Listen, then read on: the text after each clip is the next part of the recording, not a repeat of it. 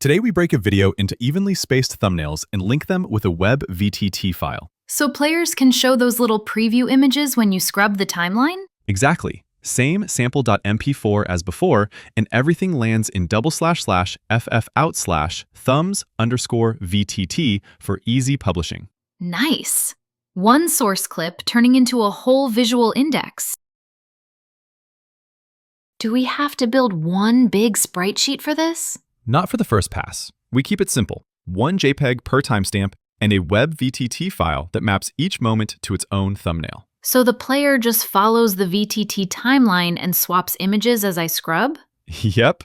Clean, easy to generate, and perfect for testing preview UX before we try sprites later. So the VTT file basically tells the player where each thumbnail lives. Exactly. Each queue in the VTT points to a matching JPG in the same folder. And because the paths are relative, everything stays portable when we publish to /media/thumbs_VTT.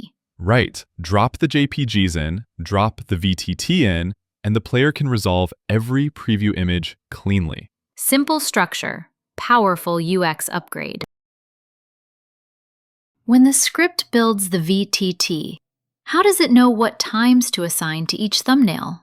Because we use a fixed 2-second step, the script just reads the list of extracted images, counts them, and assigns each one a consecutive 2-second window. So the timing comes straight from the extraction cadence? Exactly. Extract at 2-second intervals, write VTT queues at 2-second intervals. Nice.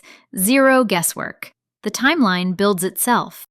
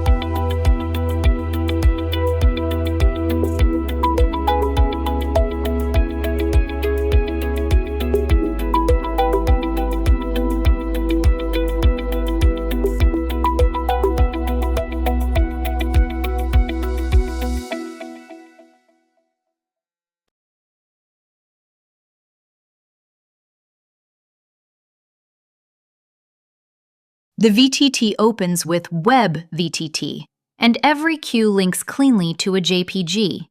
Looks structured. Perfect. That means the timing map is valid, and the player can follow each thumbnail without guessing. I also see 3 images. Nice even spacing across the clip. Exactly what we want. Consistent intervals, clean paths, and a VTT that's ready for any player with preview track support. So now I open the lab and check the thumbnails demo, right? Exactly. The UI wiring is done, so the player should display hover thumbnails. And it pulls directly from /media/thumbs_VTT. Yes? Yes, if the VTT and images published correctly, the preview strip appears immediately. Nice.